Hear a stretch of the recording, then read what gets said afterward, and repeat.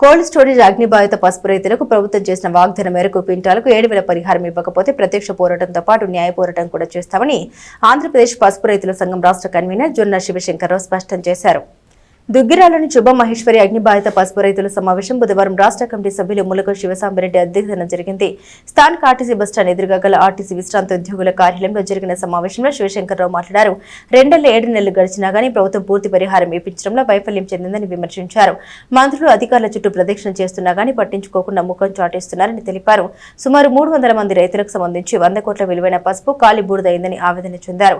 ఇకనైనా ప్రభుత్వం మీనమేషాలు లెక్కించకుండా బాధిత రైతాంగాన్ని ఆదుకునేందుకు చర్యలు తీసుకోవాలి కోరారు. దుగ్గిరాల శుభ మహేశ్వరి కోల్డ్ స్టోరేజీ అగ్ని ప్రమాదం జరిగి ఇప్పటికీ 2 సంవత్సరాల 7 నెలలు గడిచింది. వ్యవసాయ శాఖ మంత్రి అచ్చెన్నాయుడు గారు క్వింటాల్కి 7,000 రూపాయలు నష్టపరిహారం ఇప్పించే బాధ్యత ప్రభుత్వంది, నేను బాధ్యత వహిస్తానని చెప్పారు.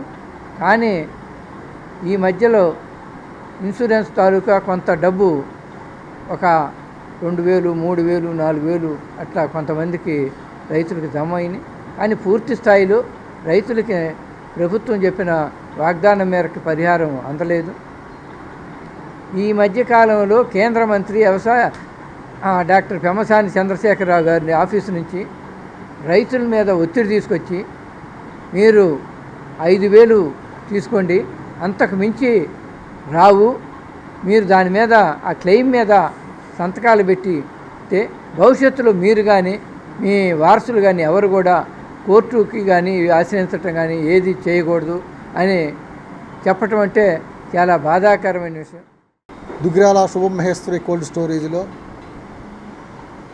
రైతులు నిల్వ చేసుకున్న పసుపు 100 కోట్ల రూపాయల ఆస్తి దగ్ధమైన పరిస్థితి.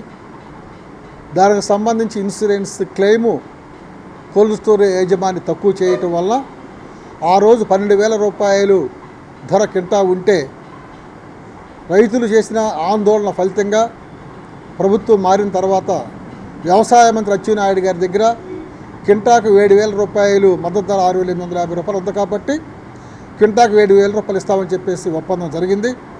ఆ ఒప్పందానికి అనుకూలంగా మేము కూడా రైతులు అంగీకరించాం. కానీ అంగీకరించిన మేరకు ప్రభుత్వం స్పందించలేదు. ప్రస్తుతం 5,000 రూపాయల కింటాకు తీసుకోమని చెప్పేసి రైతాంగం మీద ఒత్తిడి తీసుకొస్తూ ఉన్నారు. మేము ఒకటే చెప్తా ఉన్నాం, ప్రభుత్వం ఒప్పందం ఏదైతే కింటాకు 7,000 రూపాయలు ఉందో ఆ 7,000 రూపాయలు తక్షణమే రైతుల ఖాతాలో జమ చేయాలని చెప్పేసి రైతు సంఘాలుగా మేము డిమాండ్ చేస్తూ ఉన్నాం. ఆ క్రమంలో రేపు 14వ తారీఖు నాడు వ్యవసాయ మంత్రిని ఏదైతే మాకు హామీ ఇచ్చారో ఆ మంత్రిని కలవబోతూ ఉన్నాం. ఆ తర్వాత ప్రత్యక్ష కార్యాచరణకు కార్యరూపం ఇస్తామని చెప్పేసి